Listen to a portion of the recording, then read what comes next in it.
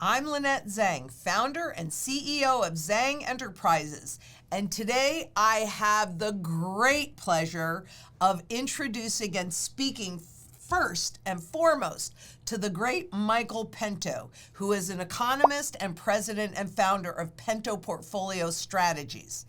This man has more than 30 years of professional investment experience, so he's brilliant, having been on the floor of the New York Stock Exchange during the mid-90s. And he also has served as an economist for Delta Global and Euro-Pacific Capital. I was introduced to him by my good friend Greg Manarino, and I'm really appreciative. Thank you so much, Greg. But we talked about what this 50 basis point cut in interest rates by Fed Chair Powell really means, and it's critical that you understand this because Michael thinks that we're heading into something like Japan's decades and decades long deflation and Zimbabwe's decades and decades long hyperinflation, which sounds like a hyperinflationary depression to me. But now, enjoy this, learn from it, and you can follow all of his links below. Michael, thank you so much for being here today. I'm glad we finally met. Yes, it's about time. I'm glad and privileged to be on your program, Lynette. Looking forward to an interview with you. Well, me too. I mean, we definitely do think alike in a lot of ways. I'm definitely about Austrian economics, which I know you are as well. But, I just watched your interview that you did, just yesterday on the natural resource stocks. And you said the future looks like Japan or Zimbabwe, two countries whose monetary policy I follow extremely closely. And I'd like to really kind of break that down and go more into depth.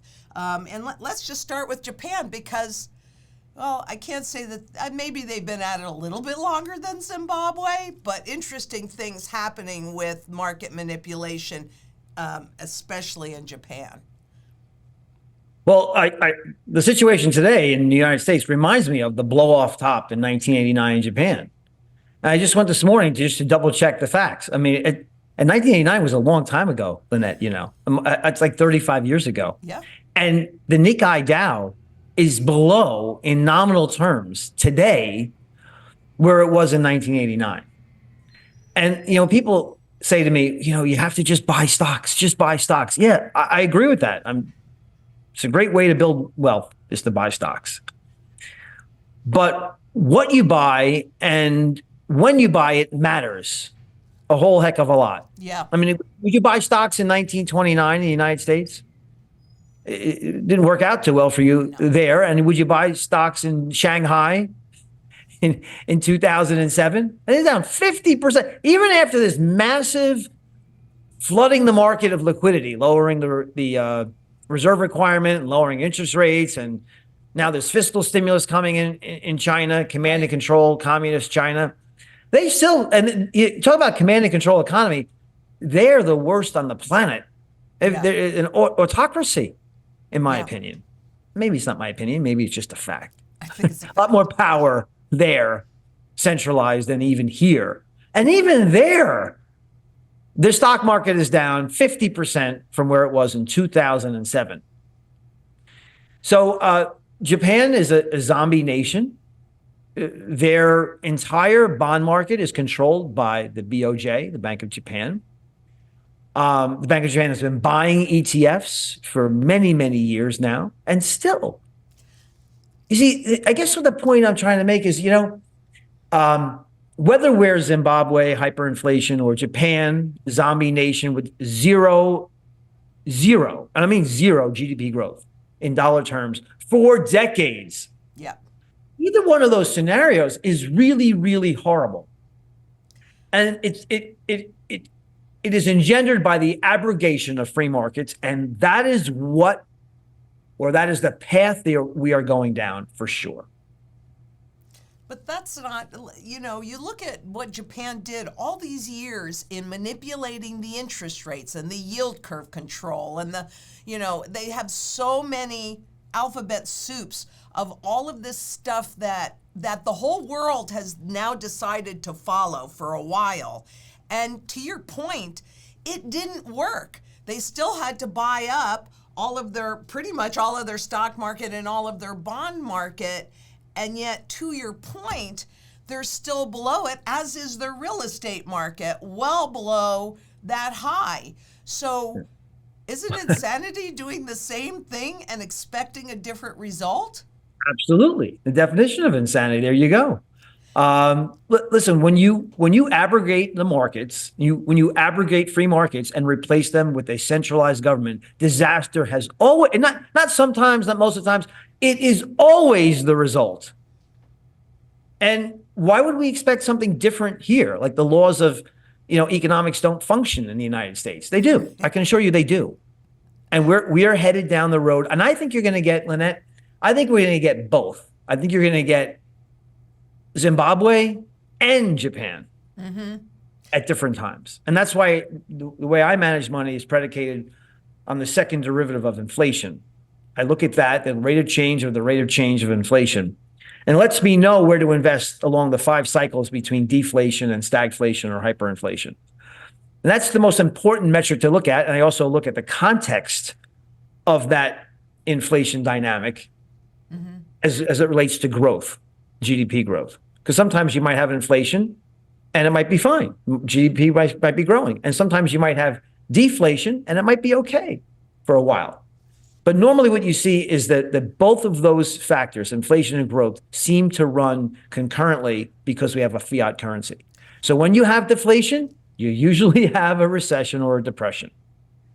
And I think, like I said, we're going to be both Japan and Zimbabwe at different times. So how you invest in deflation, you want to overweight bonds.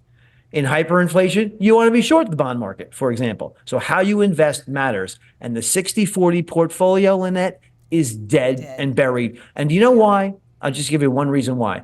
Because both asset classes are in a massive bubble. Yes. Massive bubble. You can't make money in bonds when they're yielding almost zero. Now, the 10-year note is yielding 3.7%. And what I find interesting is that even after the Fed cut by 50 basis points, you know what happened, right? The long end of the bond market fell, right, in price, and yields have soared by 20 basis points. I think that's the beginning of a trend, because what the long end of the bond market is concerned about is the solvency condition of the United States, which is horrific. And if you listen to the candidates, both of them, it's how can I spend Kamala Harris wants $50,000 for this and $6,000 for childcare. $25,000 first-time home buyers and $50,000 to start a business and $6,000 to have a kid. And Trump wants no taxes on this and no taxes on that, which is better than Harris's approach. But both of them lead to massive deficits. By the way, we are not paying, and I'm sure you know this, and I'm sure your audience is aware, but just in case they're not, I'll let you know. We're spending more than $1 trillion in interest payments. I never thought, Lynette, before 2007, the annual deficit was like $170 billion. Right. It's before the financial crisis. Now we're spending over $1 trillion in interest payments. And we're supposed to believe everything's fine and dandy? No, it's all artificial. I'm not at all placated by this 50 basis point rate cuts, because normally when the Fed cuts rates, they control the short end. They bring them down towards zero. That's their modus operandi of the last few times. They did it in COVID, did it in 2008. They did it in 2001. They brought it to 1, not 0, but close enough for government work, right? That complete domination of the yield curve, and the entire bond market complex falls. But this time it's different, because the bond market is aware of our insolvency condition. It's aware of the fact that the Fed is pursuing higher inflation, even though core inflation rose by 3.2% year over year, the last metric that we have. So when you have insolvency on top of inflation, you don't go out and buy the long end of the bond market. So bond yields are rising, which destroys all the things the Fed is trying to do as far as rescuing the housing market. Right. It's ridiculous. So is that what you think, that 50 basis points? Because of course they're saying, well, now maybe the job market is slowing more than we want, but you can't turn a ship in a thimble of water. Is this 50 basis point move going to do anything for the consumer? Well, like I just said, it's causing, it's hurting. I can't wait till Thursday to see the mortgage rates because every talking head came out.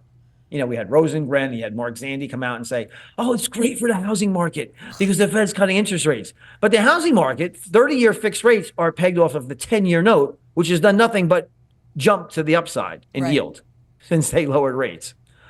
But here, it's the first time I've ever met you. So we can go back to basics. Yeah.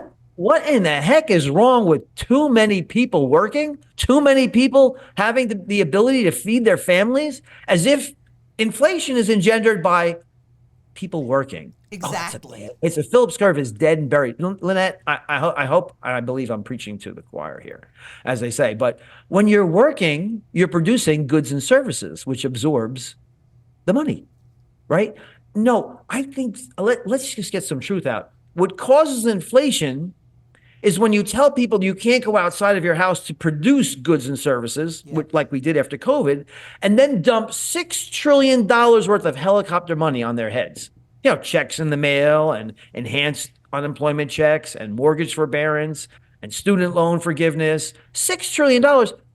And $6 trillion of helicopter money, 5 trillion of it was printed Zimbabwe style, counterfeited, as I affectionately like to call it, by the Federal Reserve. And now they're declaring victory as if, I heard Isn't people, that crazy? again, inflation's dead and buried. But 2.5% headline inflation isn't 2, and it certainly isn't 0. And 3.2% on the core year over year isn't 0.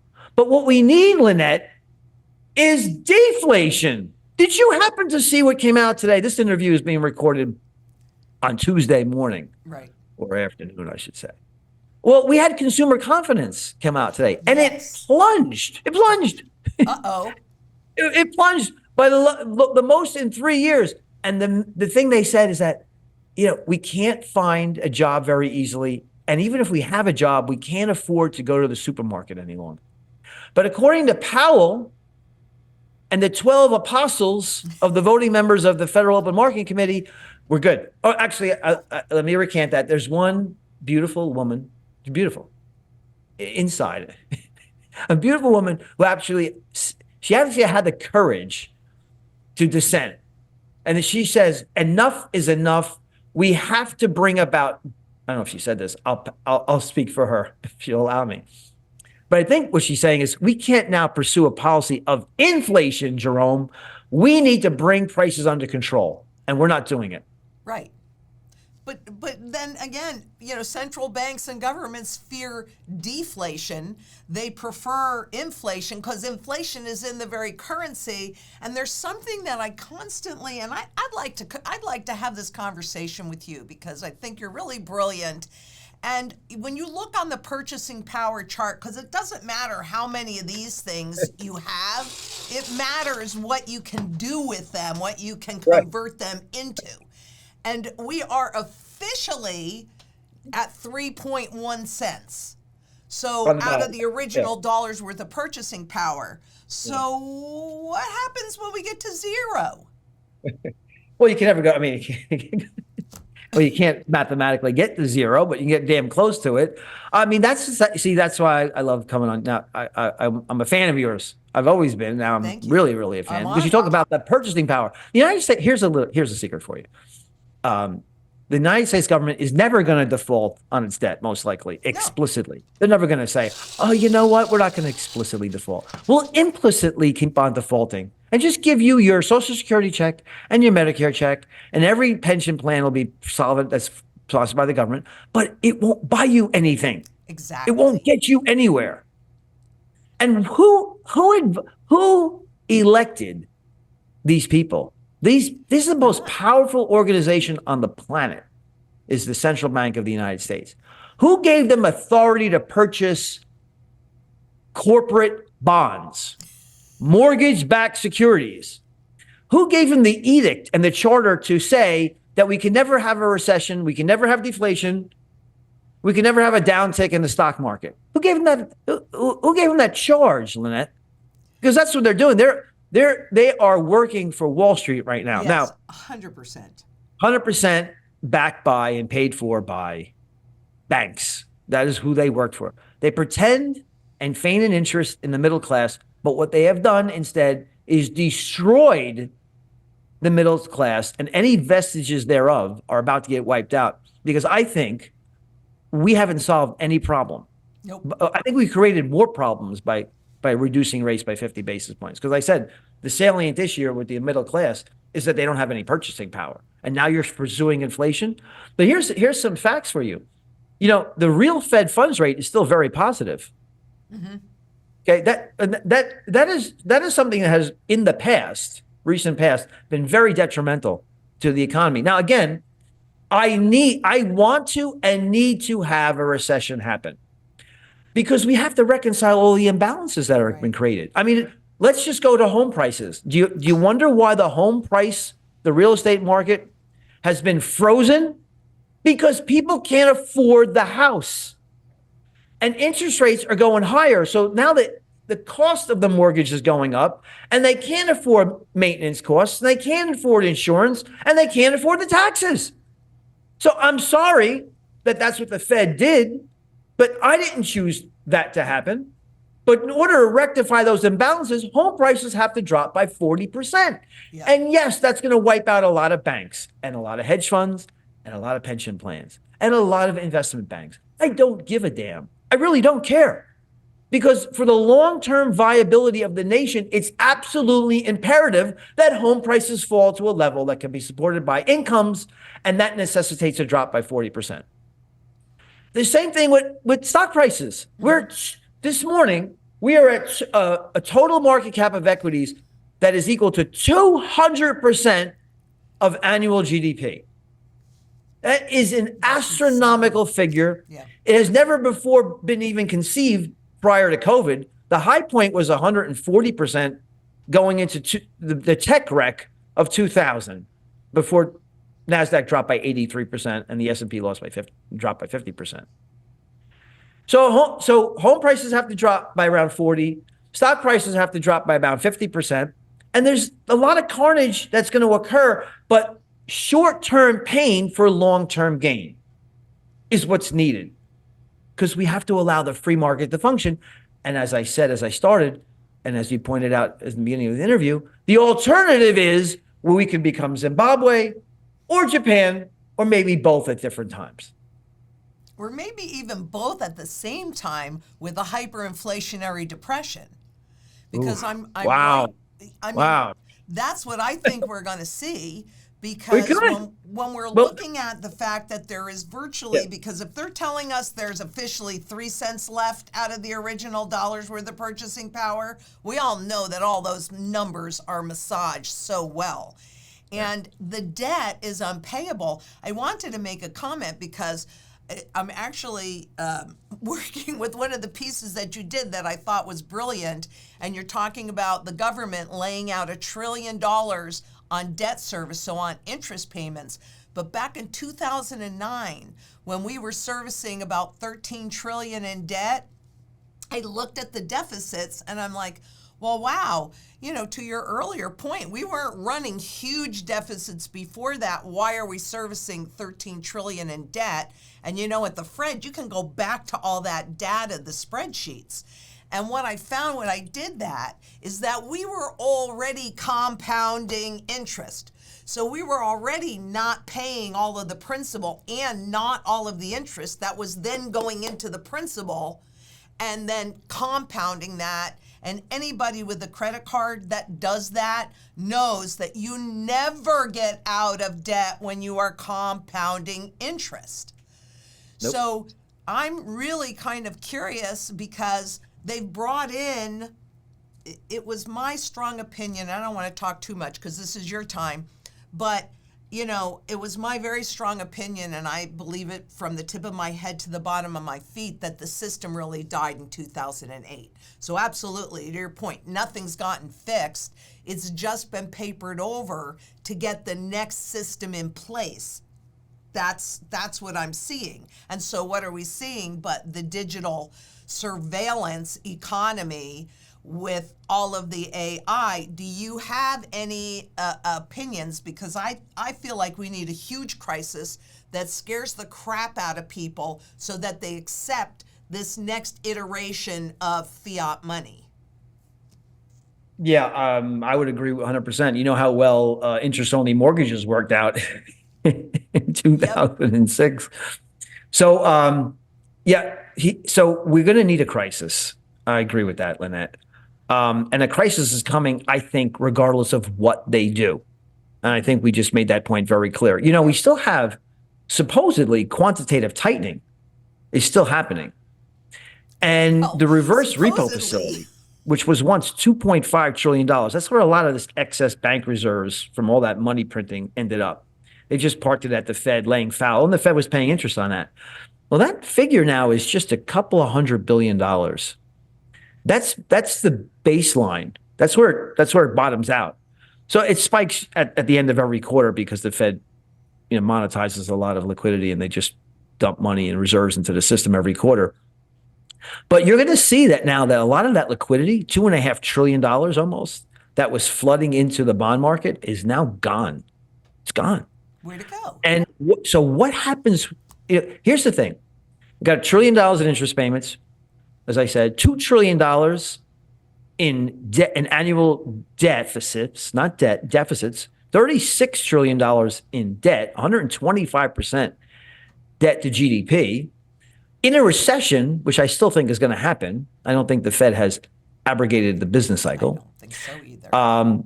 You're going to see annual deficits rise to around $5 trillion because of the automatic stabilizers that kick in. $5 trillion at a time when the Fed's supposedly doing QT, which just means that they're selling debt, adding to that. So the Fed's going to have to go back to ZIRP and QE. They're probably going to shake hands, they being Janet Yellen, head of Treasury, and Jerome Powell, and agree on another round of massive helicopter money monetized by the Fed. And that's how you're going to get your Zimbabwe, like you said, stagflation, massive stagflation. Even in Weimar, Germany, stock prices increased. Right. Stock prices did really good. In real terms, you lost about half of your money, if not more. That's what I'm saying. The purchasing power of your money. And I think something like that's going to happen in the United States. And you know what people say? And I sound like a Cassandra. Maybe I sound like a wackadoo. I don't know. But, I remember when governor was a governor of the Federal Reserve, I think it was Richard Fisher back when I first got into this business, which was in the 90s, early 90s, talking about how the United States will never, ever be Zimbabwe or never, ever be Hungary, never, ever be Weimar, Germany, because we will never monetize trillions of dollars of debt. And I kind of like, well, maybe he's right. We are the reserve currency of the world, blah, blah, blah. You know what? We have already ex post done it. That is the method of operation of our Treasury and Federal Reserve. And I think because of we've been inculcated already what Jerome Powell does. I mean, we know what he's going to do. I mean, he was cutting rates into the COVID crisis. Don't forget, he was dropping rates precipitously heading into 2020.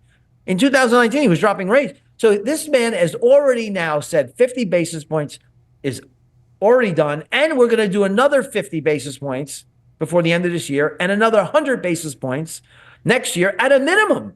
Mm-hmm. At a minimum, Lynette. So what you're telling the bond market is this is what you're telling the long end of the bond market. We have an insolvency condition with the Treasury, and we have the absolute inability to make interest rates into positive territory, providing a real interest rate for investors. So that's a disastrous message to send to the bond vigilantes. And I think that's exactly what we're doing. So it wouldn't surprise me that yields absolutely spike. They're already rising because of the three things I just mentioned. And I'll say it one more time because this is the big shock, I think, coming to Wall Street and to the housing market and to the economy. Insolvent Treasury, and then you have liquidity wiped out for the bond market, and you have inflation that has not been vanquished. Those are three horrific things to hit the bond market with all at once. So what do you think? So then you're seeing a spike in interest rates as the bond market digests the fact that the Treasury and the Federal Reserve are insolvent. Of course they are. I mean, I think that this drop is the final precursor to a hyperinflation, which when I look at the M2 velocity, the speed at which money changes hands, is already spiking, because really it's been so interesting to watch all of these bond markets. And the reality is when they went down to zero, well, you could see the lower and lower highs on the interest rates that they would get to till they hit that zero, the ZERP. And even when they attempted before, they had to stop it. And I think that that's what this is too. I mean, they just raised them so they could lower them again and create that inflation. But I could be wrong. This is my opinion. But the reality is the biggest bubble in the universe. There was a structural shift in the bond market when the global central banks in unison raised those rates that rapidly. And that hasn't gone away. It's only gotten really, I think, worse. Do you think it's possible? Because going back to Zimbabwe, I think they're on their 6th iteration of a new currency. Well, this time they actually trying the right thing. They're actually tying their currency to gold. Now, I don't know if it's going to work, if they have the courage to maintain it, but at least they're trying it. I hope we go back to that. I really hope, because Article 1, Section 10 of the U.S. Constitution, maybe some of the people in charge of the Federal Reserve and sit on the Open Market Committee should actually read it. Our money is supposed to be gold. Yep. Gold. It's supposed to be backed by gold and silver. Yep. It's not supposed to be backed by fiat, a Fed's balance sheet that has ballooned to 9. It went from basically was no Fed, so it was 0 in 1913, but it was $700 billion in 2007 to $9 trillion of base money supply. Well, what is that, Mr. Pento? It's called high-powered money for a reason. It is the building blocks of all bank loans. Yep. Okay, we have a debt-based monetary system, so it's can be converted to cash. It's used as backing for loans. At least it used to be when we used to have a reserve requirement. We don't even have that anymore. Right. We can just print money to will. And of course, we'll always just bail out the banks if they get into trouble. But you know what, Lynette? The biggest problem we had, supposedly it was a ruse. It was a red herring. But the problem we had, remember, for decades, since like 1981, 82, was we just can't get inflation to go higher. Remember Bernanke was bemoaning, we just can't, we have this 2% target and we're like 1.9%. And of course, the economy can't function on 1.9% inflation. It's just not can't function well. So we tried and we said, and I remember, CNBC would do specials on it practically. Well, where did the inflation go? What the problem is, we can't get inflation. Well, guess what? We solved the problem. Didn't we though? We figured it out. We could just print money and hand it to people, even though it wasn't like a mystery to you and I, right? We understood all the time how you get inflation going. Right. You just print money and hand it to people. You don't just print money and hand it to the banking system, because then you get inflation on Wall Street and in real estate and in assets. But if you really want to get the price of ramen noodles, as Mark Zandi was telling, that's his anecdote. He was saying, inflation isn't really a problem because people don't understand. It's just like these anecdotes, like people can't afford eggs or ramen noodles, but really inflation's dead and buried back in the bottle. No, the problem is that people can't afford their medical insurance, and they can't afford their medical bills, and they can't afford to eat, and they can't afford to buy a house. Not ramen noodles, and it's not eggs. But guess what?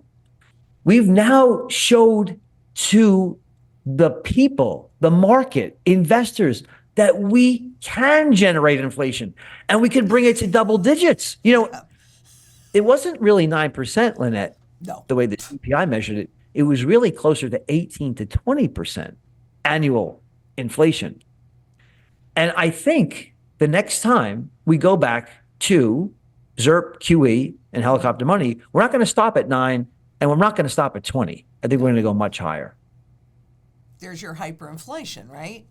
And then that gets rid of the debt, because that debt can then be, I mean, that's how an evolved economy declares bankruptcy. They just inflate away the debt, and it's the constantly compounding debt that enables all of this money printing to go on, and it's absolutely ridiculous for the normal person. That's why coming together and having gold and silver, I mean, we can have a revolution in this country, and it can be peaceful. Yes.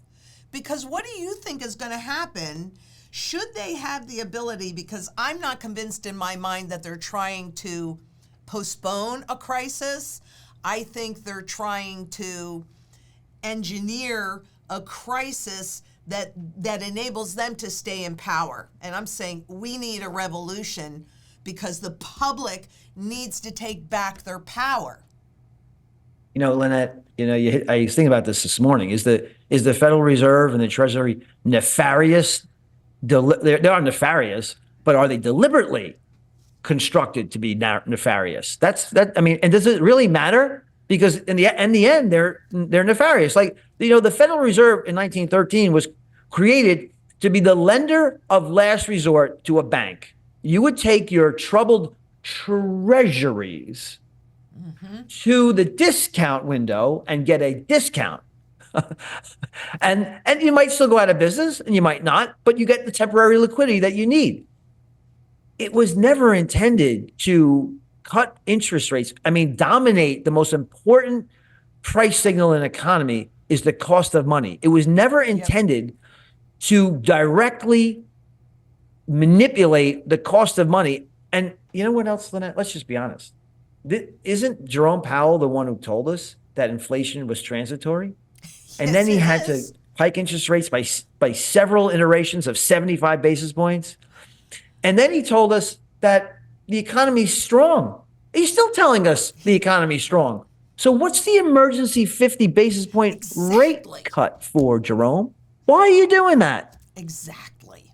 So it is a tacit admission to anybody who has the intelligence above a mentally challenged amoeba that they have no damn idea what they're doing. But you hit the nail on the head. And I've said it many times before.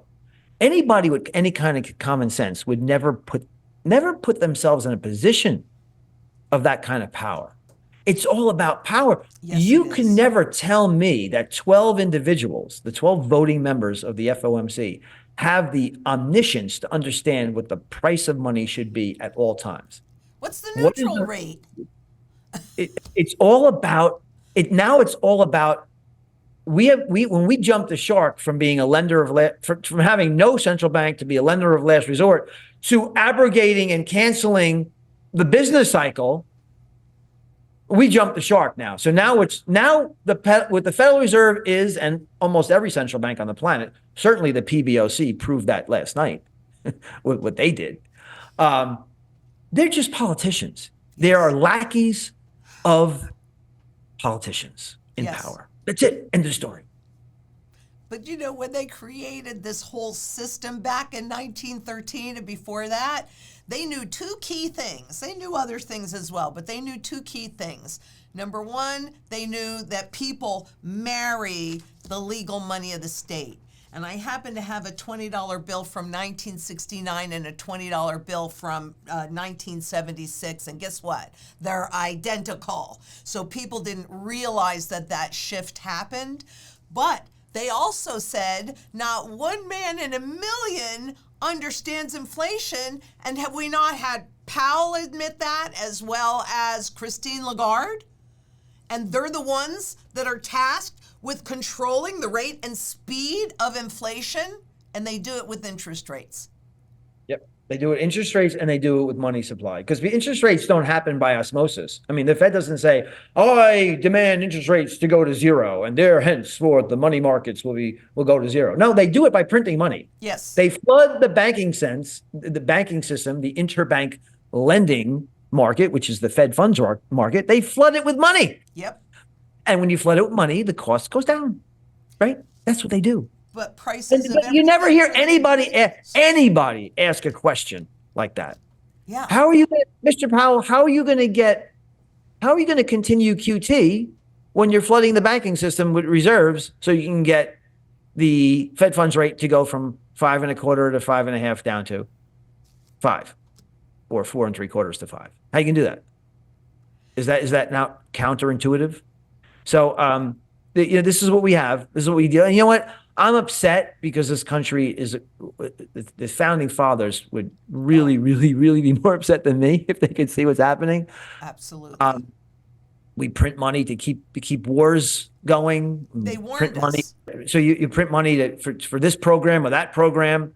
And now I'm afraid, I mentioned to you that the real estate market would have to drop by 40%, and the equity market has to drop by 50%, and that would bankrupt the nation totally. Pension plans, investment banks, and we can't ever allow that to happen. But that's what needs to happen for stability. So since that can't happen, we are going to go back to ZERP and QE and helicopter money. And you don't have to fear that. You just, as an investor, you have to understand it and be able to react, or even better, predict it and get ahead of it. And that's what I'm trying to do. Yeah. Are you in agreement that wealth never really disappears? It just shifts location. So I believe that gold and silver are severely undervalued simply because a rising gold price is an indication of a failing currency. And they don't want people to understand that.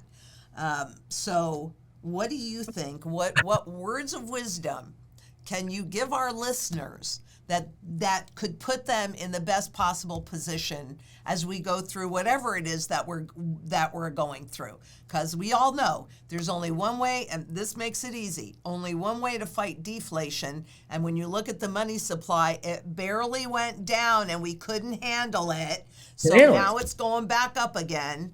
I mean... Yeah. Well, I mean, right now I'm positioned in sector 2, which is disinflation. We've been there for a long time. So the fact that inflation rates have gone from 9% to around 3% is disinflation.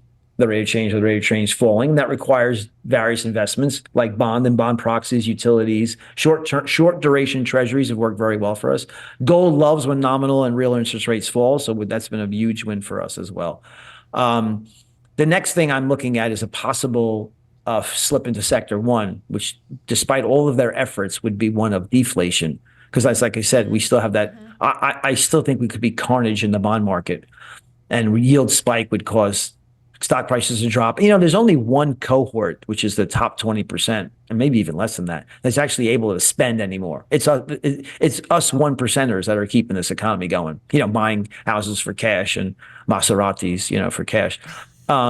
So, by the way, it's a very good car. I highly recommend it. We're keeping the economy afloat.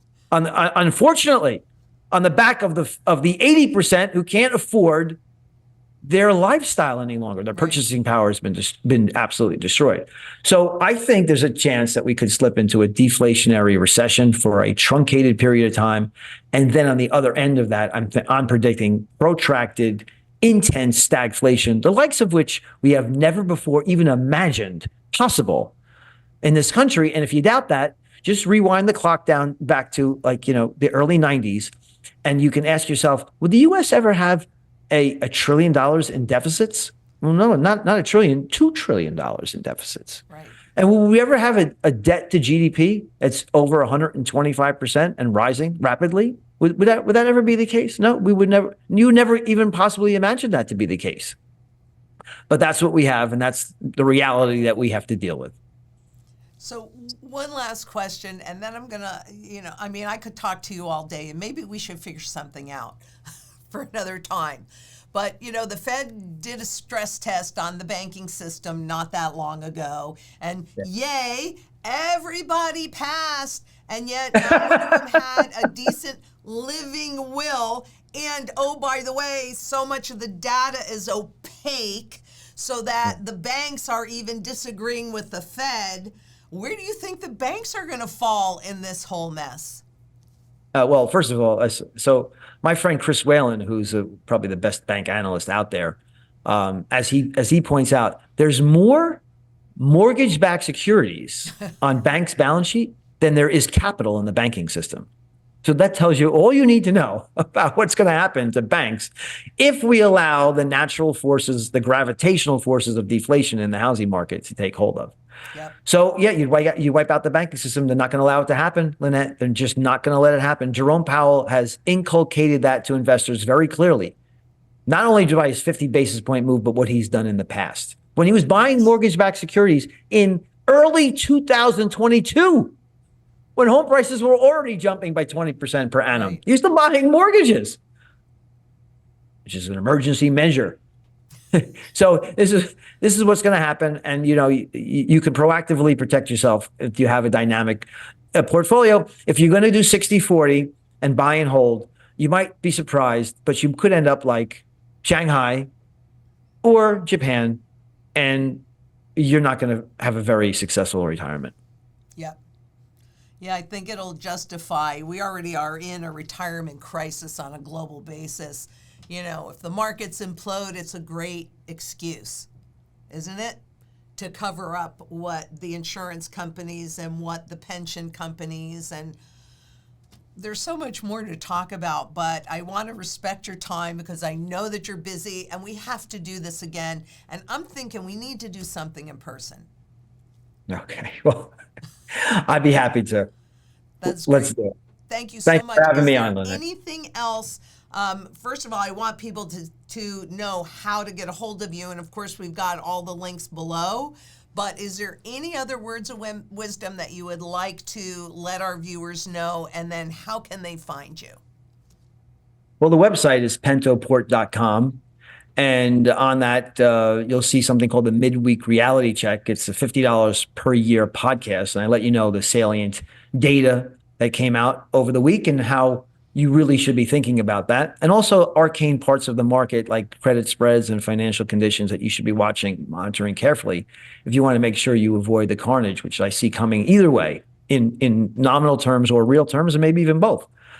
And also, if you have $100,000 to invest, I will manage your money personally, where my money is in the stock market, most of it, which is in the inflation, deflation, and economic cycle portfolio that I created precisely because I have to keep myself and my investors ahead of inflation. In other words, you need to provide a real rate of return.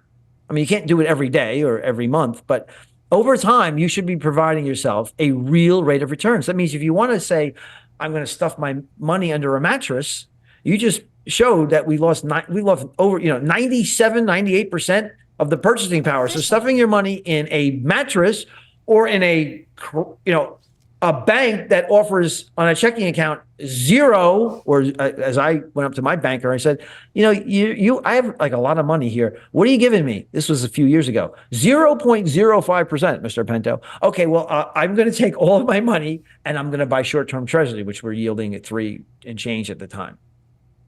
That's what you need to do. You need to actively manage your money so you can keep ahead of inflation and provide a real rate of return for your investors. And as inflation goes higher, that's going to be more and more difficult to do, especially if you are stupid enough to lock in on a 0 coupon bond or go out along the treasury curve or the municipal bond curve or the corporate debt curve and lock in rates at very, very low rates for long durations, because inflation is going to go, in my opinion, not right away, not immediately, but down the road, much, much higher. And I'll end with this. You answer this question. I know you have the answer. How many fiat currencies have survived over the millennia of paper money? Well, not one. Not one. 0. Not one. Exactly 0. Yeah. And there are over 4,800 currencies that have gone through what we're going through right now. Yeah. And the laws of mathematics or of entropy or of economics do not end at the shores of the United States. So stay tuned. Thank you, Lynette. I appreciate it. This has been great. Thank you so much, Michael. We'll see you again soon. Take care. Bye-bye.